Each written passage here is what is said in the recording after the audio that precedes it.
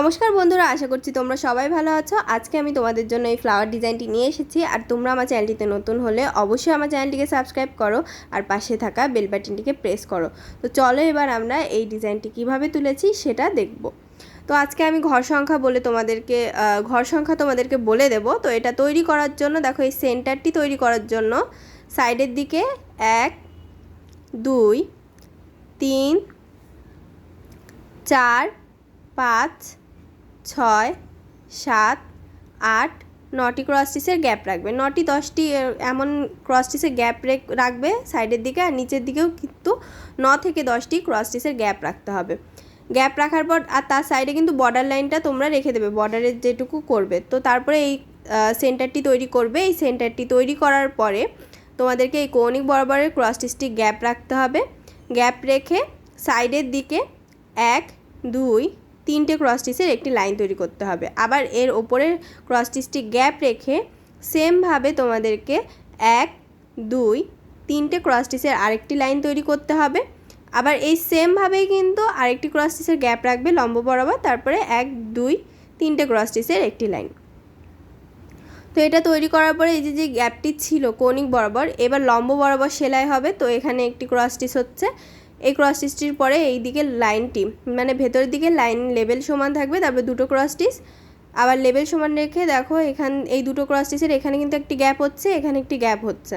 তো এখান থেকে আবার 1 2 3টে ক্রস স্টিচের একটি লাইন তৈরি হবে। এবার দেখো এই যে লাইনটি 3টে ক্রস স্টিচের হয়ে যাওয়ার পরে উপরের ক্রস স্টিচটি কিন্তু তোমরা গ্যাপ রাখবে। গ্যাপ রেখে দুটো ক্রস স্টিচ তুলবে পাশাপাশি তুলবে। আর এবার কিন্তু এই দিকের লেভেলটা সমান থাকবে, তো এর ওপরে একটি ক্রস স্টিচ তুলবে, তাহলে কিন্তু এই এক সাইডের ডিজাইন তৈরি হয়ে যাবে। তো সেমভাবে দেখবে এর পরের ফুলগুলোও কিন্তু তৈরি হবে, ফুলের পাপড়িগুলো। তো এই পাপড়িটি তৈরি করার জন্য দেখো এর কৌণিক বরাবর এটি গ্যাপ রেখেছে, এই ঘরটি গ্যাপ রেখে 1 2 3টে পাশাপাশি ক্রস স্টিচের লাইন। এবার এর ওপরের লেভেলের ক্রস স্টিচটি গ্যাপ রেখে 1 2 3টে ক্রস স্টিচের লাইন। আবার এখানে গ্যাপ রেখে 1 2 3টে ক্রস স্টিচের লাইন।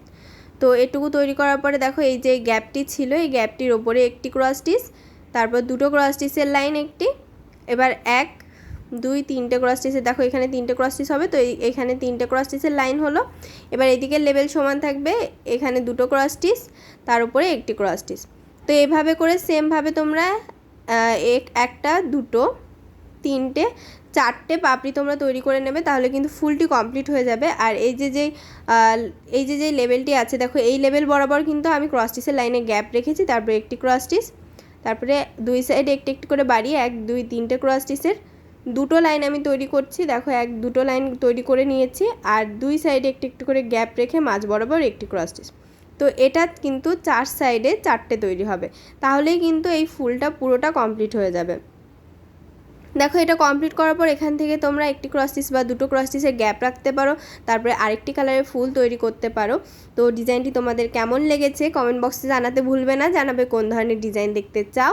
আর ভিডিওটি ভালো লাগলে লাইক শেয়ার করবে এবং অবশ্যই আমার চ্যানেলটিকে সাবস্ক্রাইব করবে।